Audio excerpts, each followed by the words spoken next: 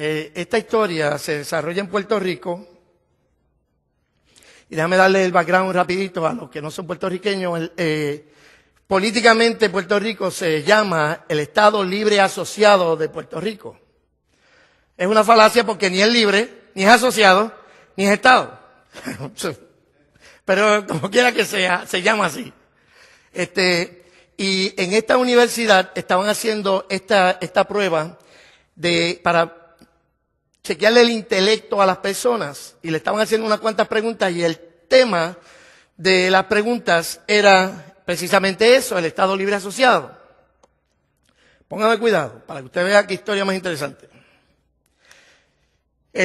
Los participantes entran a la reunión esa, a la entrevista, y empieza el cuestionario. Y le dicen, la primera pregunta fue, ¿cuándo fue que se creó el Estado Libre Asociado de Puerto Rico? El joven contesta, bueno, hubo muchos acontecimientos previos a que se adoptara, pero por fin en 1952 se adoptó el Estado Libre Asociado, se adoptó en 1952. La segunda pregunta fue, ¿quién es el padre del Estado Libre Asociado? Pudiéramos decir, ¿quién es el padre del Estado Libre Asociado? El joven dice, hubo tantos hombres envueltos en este asunto que no es justo nombrar un solo hombre. No sería justo nombrar un solo hombre. La gente estaban como que, caramba, me encantó esa pregunta, esa respuesta porque es muy buena.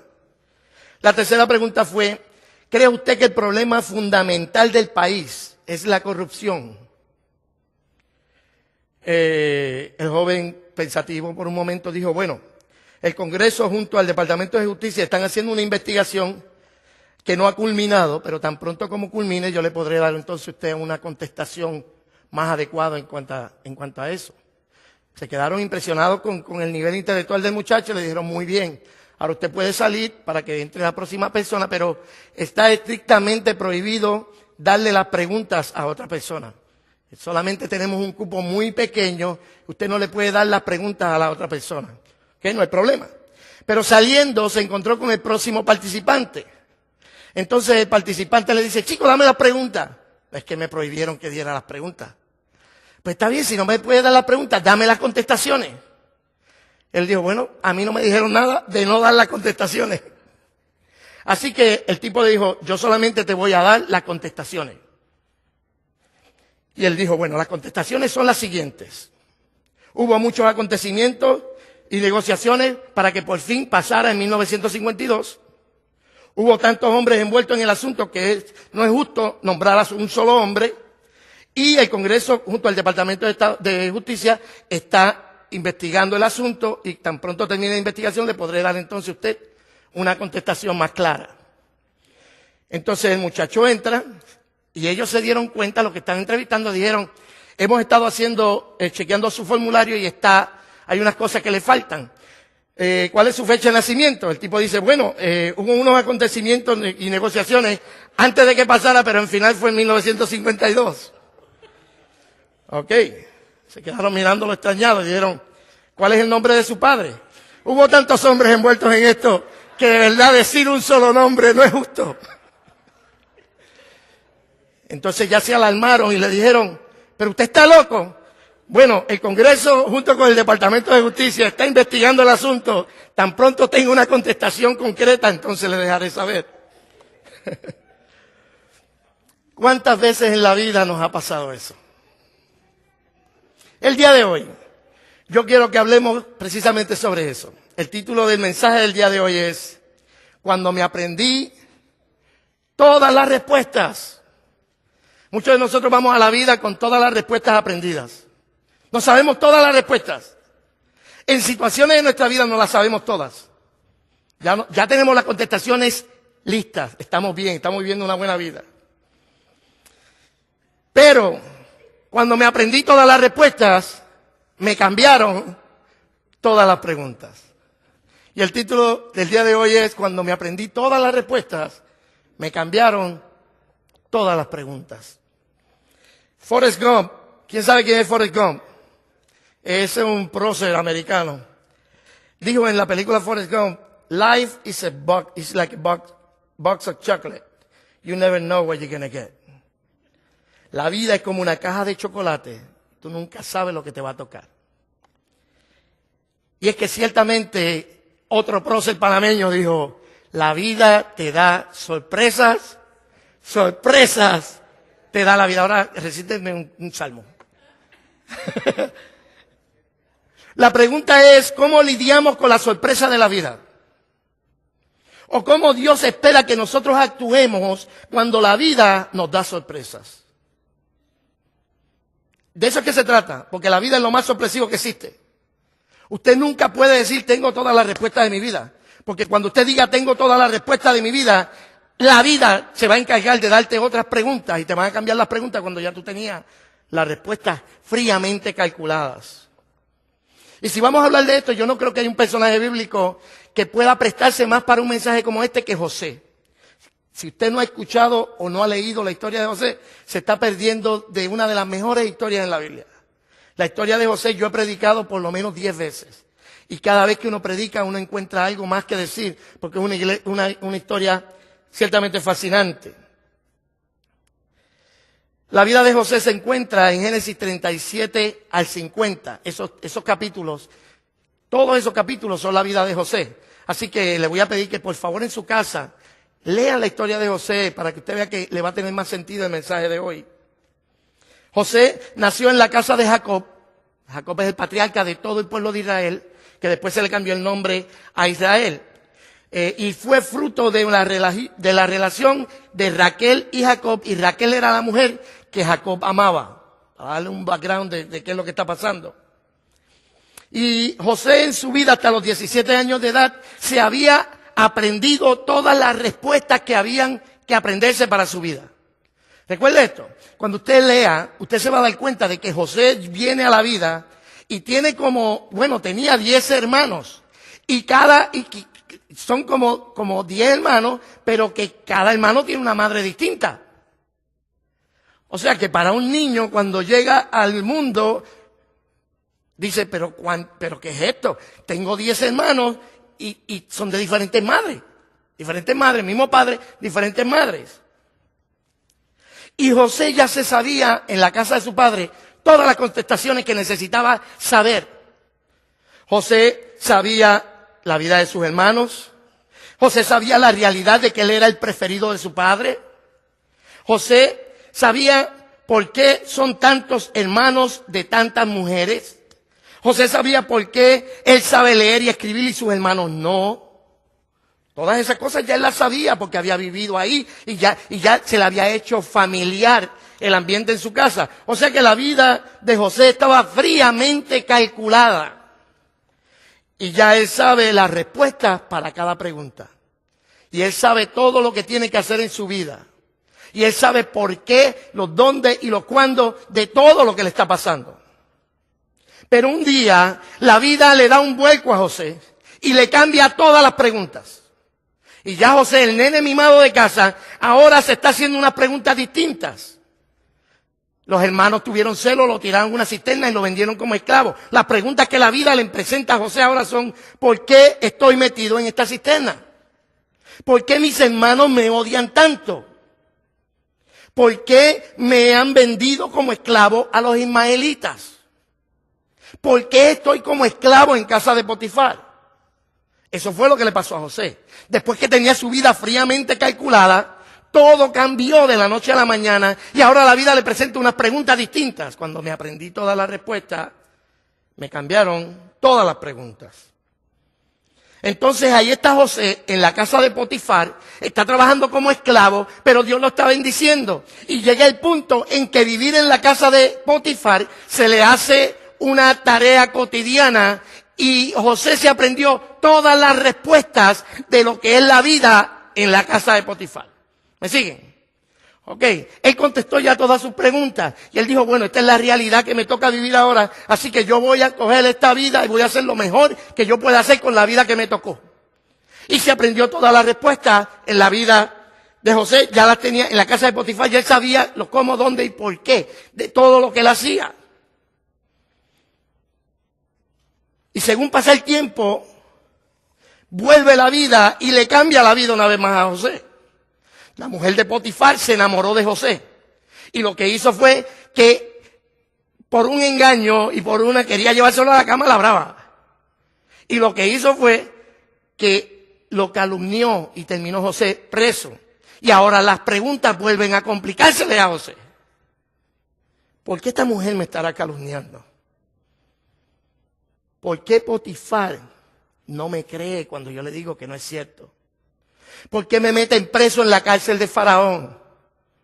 ¿Por qué el copero se olvidó de mí? Si usted no sabe la historia, hubo un copero dentro de la cárcel a quien José le interpretó un sueño y él salió libre. Y cuando él salió libre, el copero le dijo, yo me voy, yo no te apures que yo me acuerdo de ti. Pero pasaron 2 años después. Y todo ese montón de preguntas empezaron a acumularse en la cabeza de José. Volvió la vida a cambiarle las preguntas y ahora las respuestas que tenía no sirven para las preguntas que la vida le está lanzando en este tiempo. Pero un día, Faraón pierde el sueño a causa de un enigma que no podía descifrar. Y llaman a José frente a Faraón. Y allí se contestan las preguntas de José en la cárcel.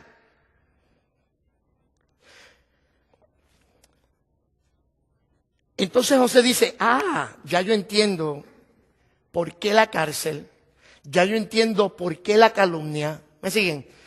Y ya se le contestaron la vida. Ya ahora está José en un lugar de autoridad y él ahora tiene todas las preguntas de su vida contestadas. Sabe todas las contestaciones de su vida como primer ministro de Egipto. Pero un día llega la vida y le vuelve a cambiar las preguntas a José. Un día, después de los 7 años de abundancia, llegaron los hermanos de José para buscar de comer. Y ahí empezó un conflicto en la vida de José, porque la vida le estaba empezando a cambiar las preguntas nuevamente. La primera pregunta que llegaría a su mente es, ¿dónde está Benjamín? Benjamín es su único hermano de padre y madre. ¿Qué habrán hecho con él? ¿Habrán hecho con él lo mismo que hicieron conmigo? ¿Por qué tendré que yo ayudarlos ahora a ellos? ¿Será que mejor me vengo de ellos en lugar de ayudarles? Y así fue la vida de José. La vida de José fue una de constante cambio, de desilusión en desilusión, de problema en problema, y con cada problema una razón para vivir amargado. Quizá a usted no le ha pasado esto y Dios me lo bendiga y Dios me lo guarde y me lo guarde donde no le diga nada a nadie. No vaya a ser que le dañe la vida a otro. Porque la verdad es que todos nosotros hemos vivido desilusiones. Muchos de nosotros hemos estado pasando penuria y pasando dolores y desilusiones y hemos sido maltratados y hemos sido echados al abandono por alguien. Pero José no tomó eso como una excusa para vivir amargado, sino que José vivió de una manera distinta y queremos saber qué es lo que se tiene que hacer cuando después que tenemos todas las respuestas nos cambian las preguntas. Cuando vemos la vida de José tenemos que reconocer unos aspectos de la vida de José que nos pueden ayudar a nosotros a manejar las veces que la vida nos cambie después de haber aprendido todas las respuestas. Y el primer punto que yo quiero que nosotros entendamos es cuando José estuvo frente a una tentación. Cuando él estuvo frente a una tentación, eso lo encontramos en Génesis capítulo 39, verso 9, y lo leemos. La mujer de Potifar le está diciendo, chico, baja para casa, no te apures. Si el marido mío aquí, olvídate, él no me hace caso y las cosas aquí él ni me toca.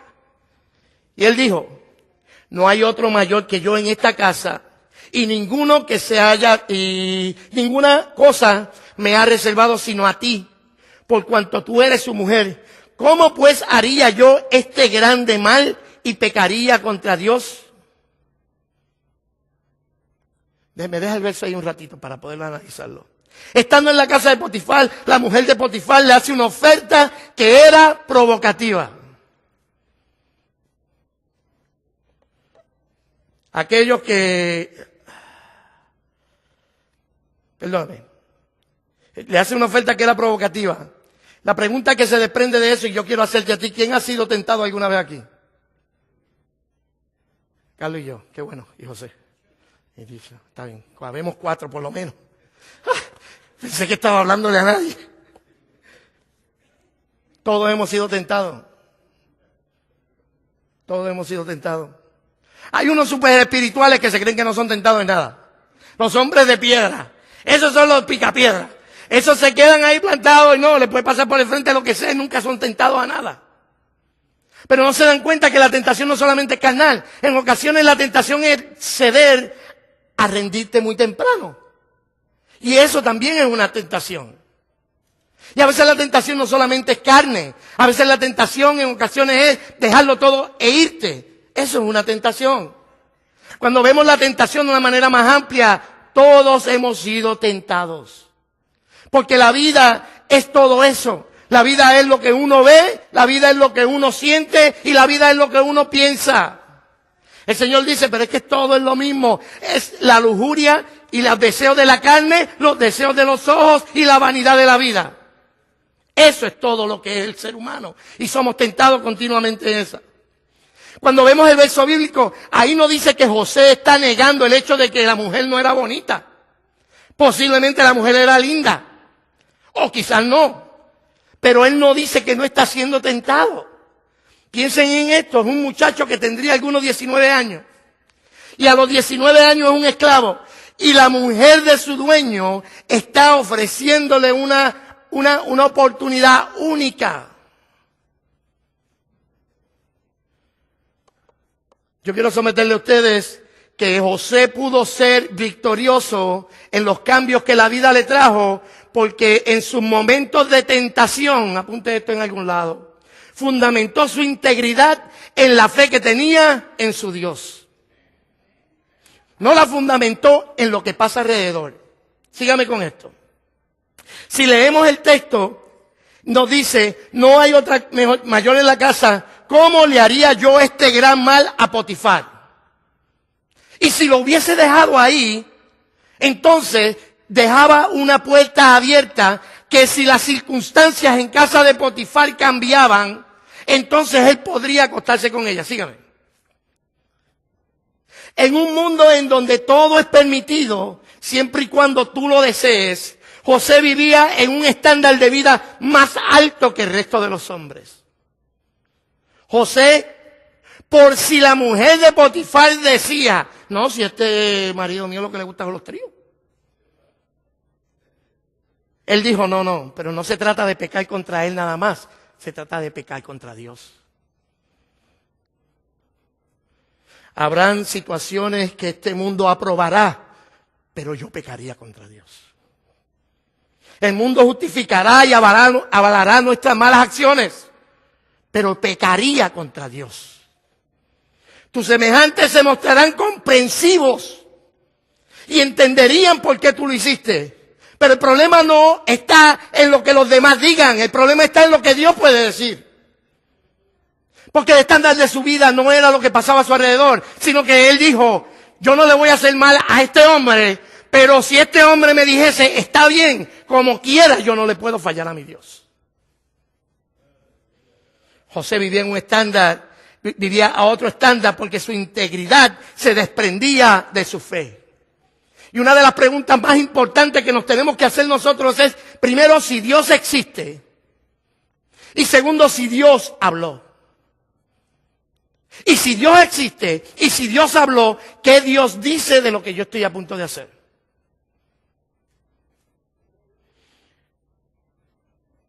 Cuentan que este pastor estuvo en París por primera vez, un predicador.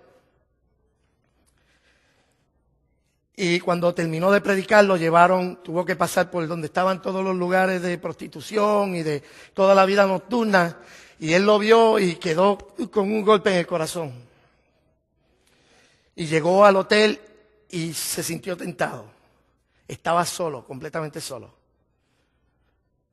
Estaba a una llamada de poder hacer lo que quisiera. Él dice, él contándole la historia a otro predicador, dice, ¿sabe lo que hice? Yo sabía que si yo me quedaba ahí lo suficiente, yo iba a terminar haciendo algo que no debía hacer. Y dice que él se cerró con llave por dentro y cogió la llave y la tiró por la ventana. ¿Por qué? Porque tú le respondes a Dios. Él podía haberlo hecho, pero Dios lo estaba viendo. Y nosotros debemos fundamentar en los momentos de tentación, nuestra integridad debe estar fundamentada en la fe en Dios. En ese Dios a quien yo sirvo, ¿qué dice sobre esta situación? No es lo que yo sienta. Es que yo me siento así. Es que ¿a quién le importa lo que tú sientas? El hombre lleva 30 años casado y un día sintió que se va a comprar una corbeta y irá buscando novias por ahí. Y porque lo siente lo va a hacer. Oh, los demás, gente de 60 años, 70 años, te aplauden. ¿Qué clase de jeva te conseguiste? Pero pecarías contra Dios. Y el asunto aquí no es el estándar que los hombres quieran ponerte. El estándar de los hombres siempre estará por debajo del estándar de Dios. La pregunta aquí es, ¿estás dispuesto a ese Dios que tú le sirves? Escuchar lo que tiene que decir de esa situación. Y no hacerlo, no por amor. Mira, si tú le eres infiel, si tú le eres fiel a tu esposa, nada más que porque es tu esposa, estás mal. Tú le tienes que ser fiel a tu esposa o a tu esposo, porque si no, pecarías contra Dios. Y así me gusta, calladito, que reciban toda la palabra, tranquilito.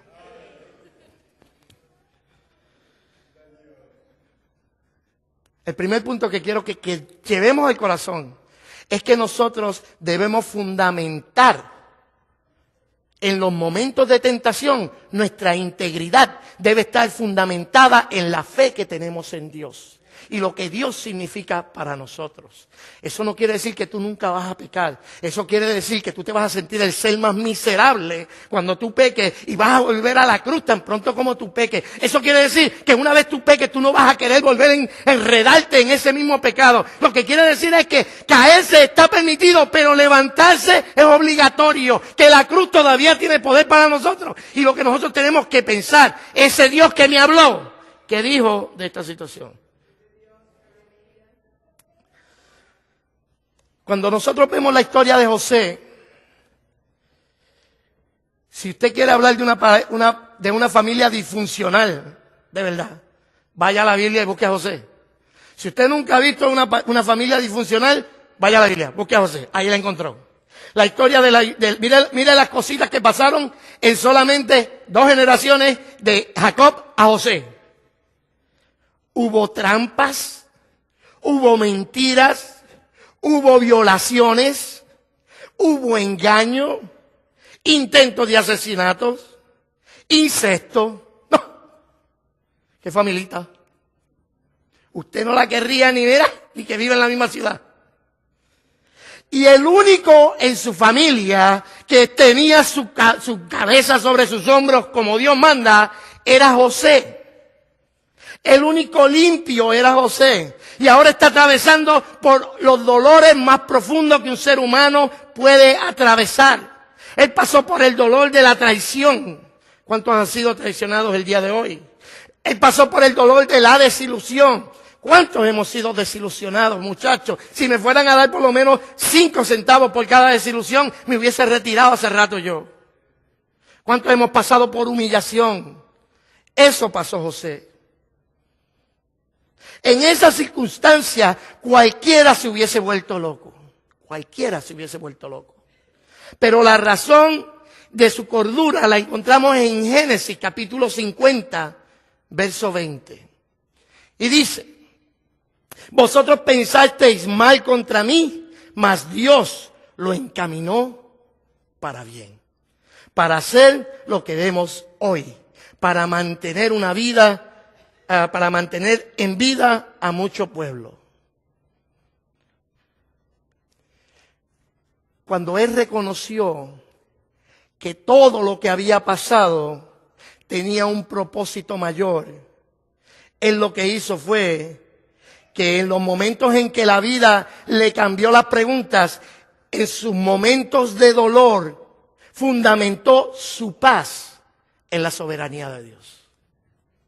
En sus momentos de tentación, fundamentó su integridad en su fe en Dios. En sus momentos de dolor, fundamentó su paz en la soberanía de Dios.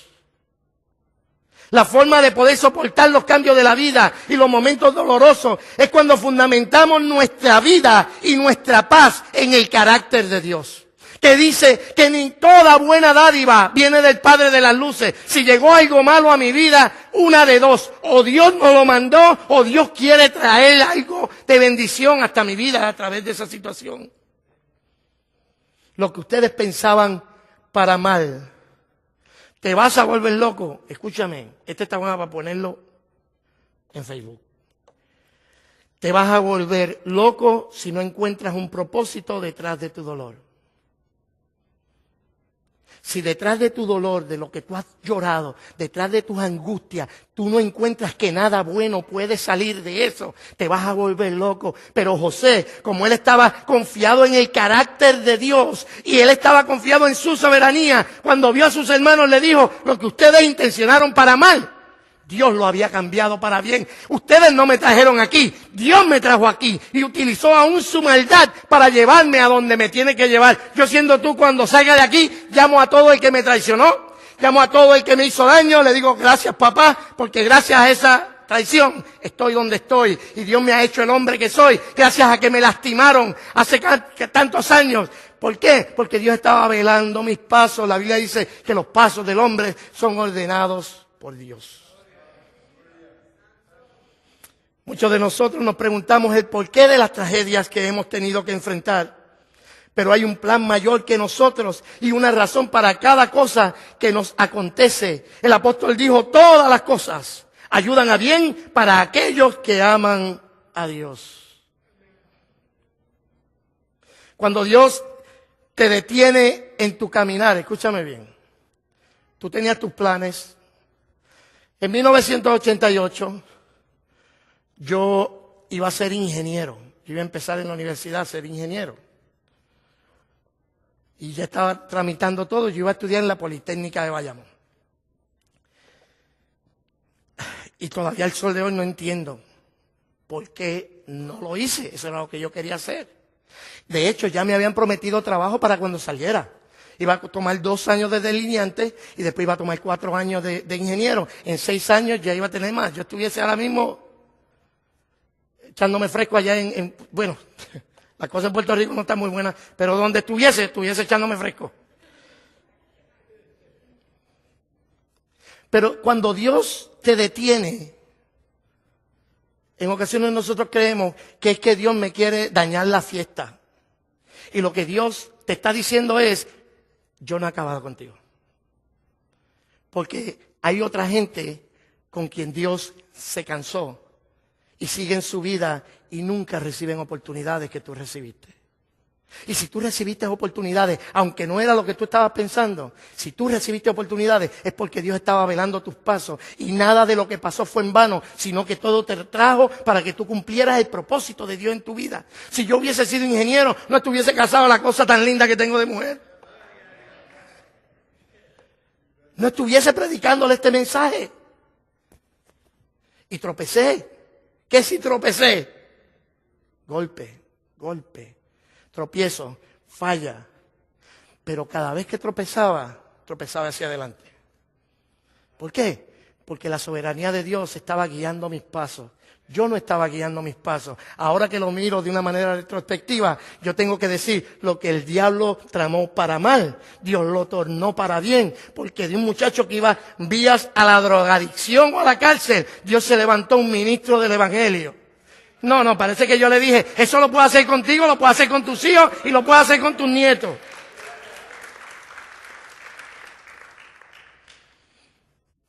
Y el dolor es un problema, porque el dolor todos lo sufrimos.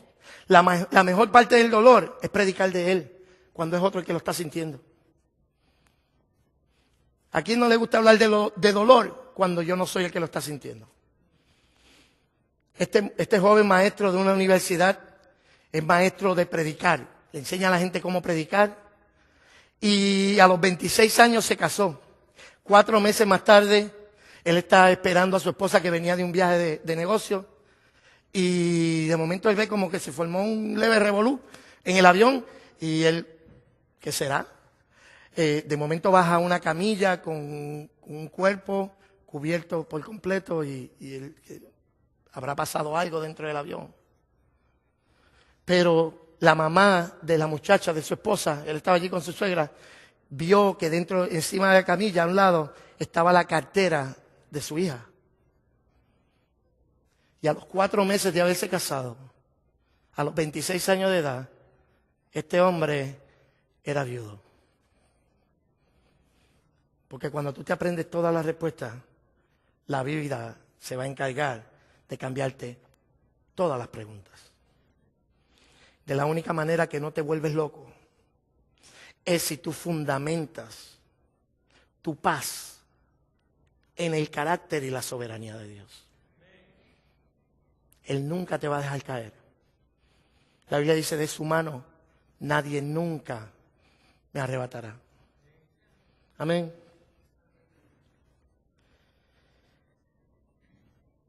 En Dios no hay engaño ni trampa. No hay inconsistencia ni contradicciones. Cuando nosotros estemos pasando por momentos como este, debemos hacernos eco de lo que dijo Job. Job dijo, Jehová dio, Jehová quitó, sea el nombre de Jehová bendito. Cuando Juan el Bautista estaba en la cárcel, lo que hizo fue que hizo una cuestión, preguntó, espérate, ¿para qué Dios me dejó pasar por todo esto? Si en fin de cuentas, o sea, yo le abro el camino y después me meten preso y después lo decapitaron. Y él mandó a preguntar, Jesús, ¿qué es esto? ¿Tú eres el que eres o tú eres otro? Y él le dijo, los ciegos ven, los mudos hablan, los ciegos caminan, los ciegos caminan, los ciegos oyen. La cuestión es que Dios estaba haciendo milagros. Lo que le estaba mandando a decir a Juan era, Juan, dentro de las circunstancias que tú estés pasando, yo estoy en control. Yo estoy velando tu entrada y tu salida. Ya tú cumpliste lo que te tocaba. Déjame tu futuro en mis manos. Y Jesús dijo, bienaventurado el que no encuentra tropiezo en mí. O sea, cuando tú estés pasando por un momento difícil, tienes que tu paz, esa tranquilidad de espíritu, no la pongas en las circunstancias, ponla en el Dios que te llamó, que es soberano y Él sabe lo que hace más de lo que tú sabes, lo que Dios está haciendo. Tú tienes buenos planes para ti, pero los de Dios son mejores que los tuyos. El enemigo pensó, esto es para mal, se fastidió, lo voy a matar, pero lo que el enemigo pensó para mal, Dios lo tornó para bien. Y después de todo este tiempo, recuerden, creo que él estuvo como 20 años en toda esta cuestión. 20 años no es nada, decía Gardel.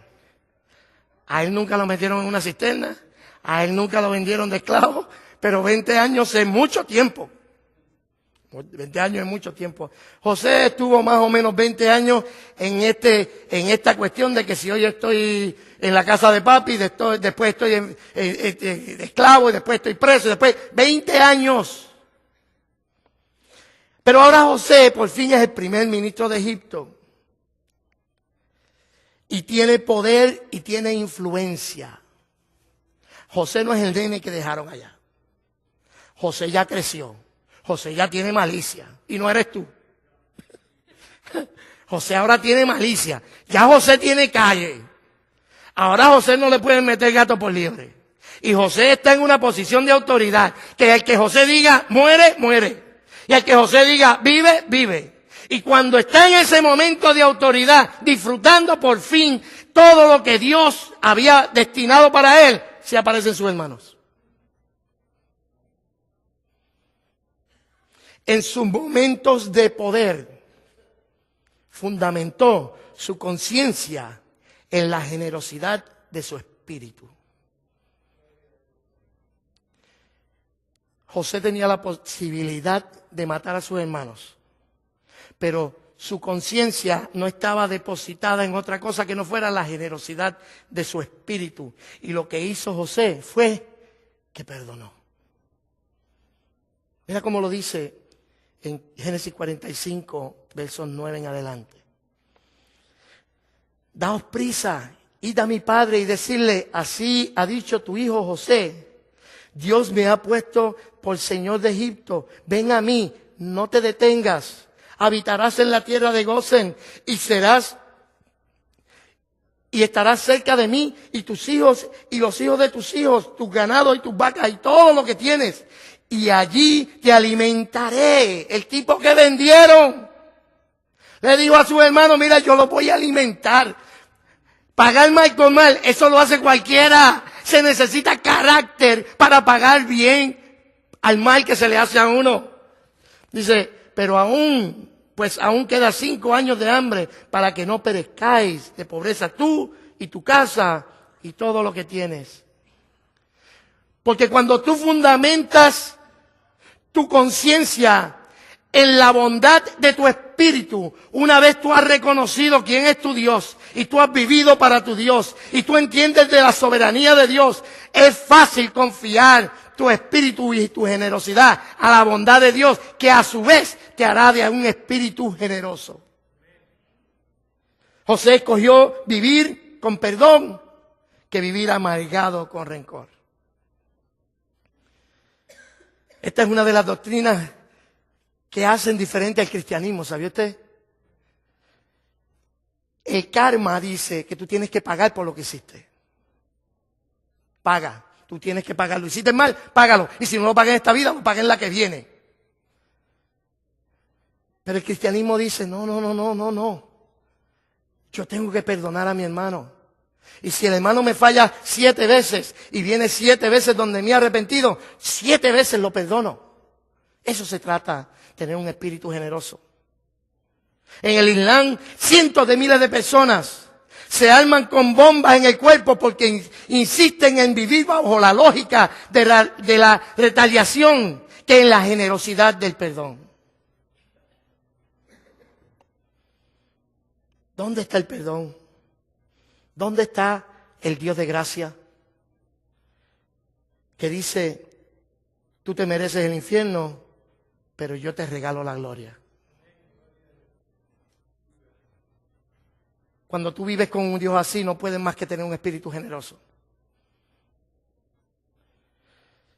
Hay un hombre que se llama, quizá ustedes no lo conozcan, ustedes nunca quizás oyeron hablar de él, se llama Henry Nouwen, que estuvo mirando la pintura de El Hijo Pródigo, y creo que la tengo la pintura por ahí para que la vean. Esa pintura, no sé cuán bien ustedes la pueden ver, pero estuvo viendo esa pintura, él fue y la vio en el museo, no una vez,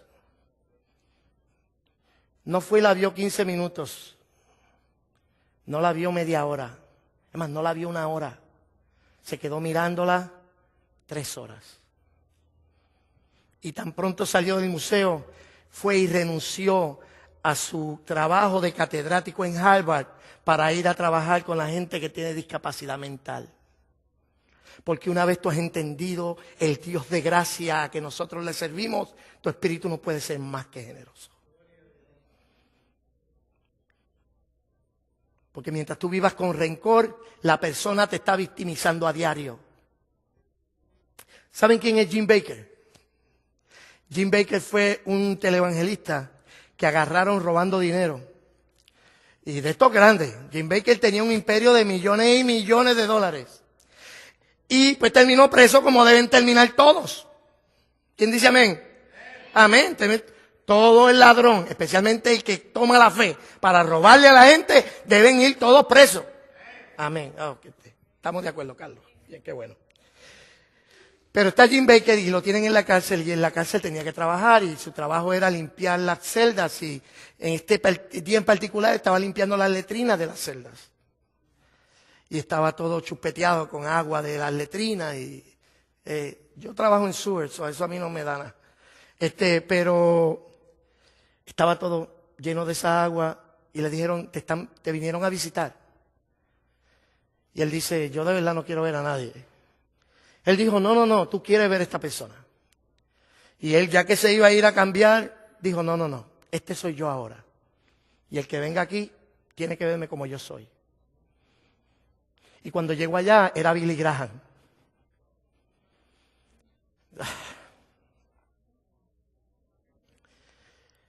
Jim Bakker es todo lo despreciable que puede ser representado en el Evangelio. Y Billy Graham es todo lo noble que se puede representar en el Evangelio. Y dice Jim Bakker que vino Billy Graham así como estaba y lo abrazó. Y no lo soltaba. Y le dio un apretón. Eso es gracia. Porque cuando tú has confiado tu vida en los momentos de tentación, en el Dios a quien tú le crees, y en los momentos de dolor, al Dios soberano y en su carácter, tu espíritu no puede ser más que generoso. Porque el que ha sido perdonado sabe lo que es perdonar. El que ha sido lastimado sabe cómo hieren las heridas. José decidió ser libre. Porque mientras sigas con rencor, la persona que te hizo daño te va a seguir haciendo daño todos los días de tu vida. Todos los días. Te victimizó aquella vez y te victimiza cada vez que tú lo recuerdas. Te hizo daño aquella vez y te hace daño cada vez que te acuerdes.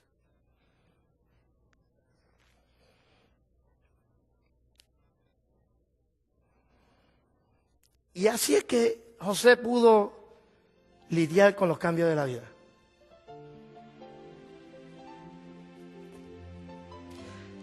La vida te da sorpresas, sorpresas te da la vida. Ay, Dios. ¿Qué se hace cuando la vida nos cambia las preguntas después que teníamos todas las respuestas fríamente calculadas? Haz lo que hizo José.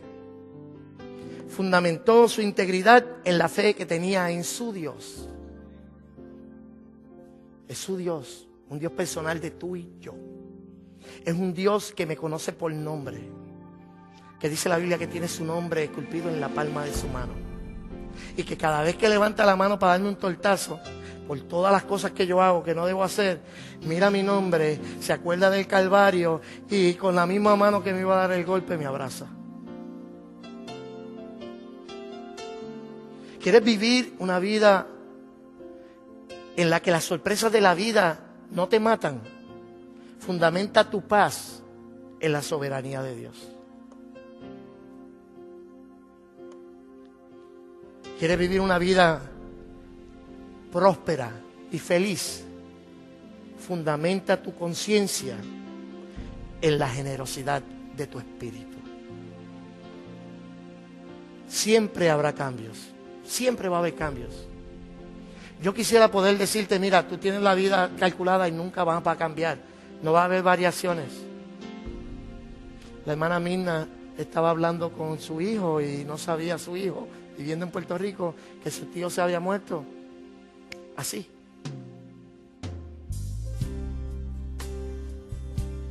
Cuando te aprendas todas las respuestas, la vida te cambiará todas las preguntas. La pregunta mía a ti es, ¿qué tú vas a hacer cuando eso pase?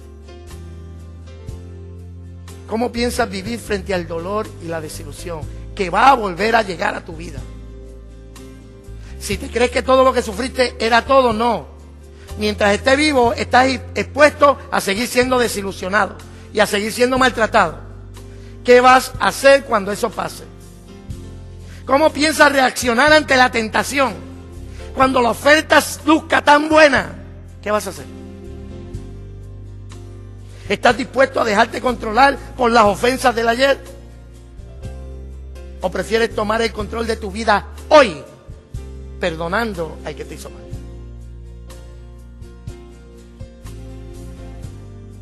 La canción sigue diciendo, cuando me aprendí todas las respuestas, me cambiaron todas las preguntas. A este mundo complicado no voy a entenderlo nunca. Vamos a inclinar nuestro rostro.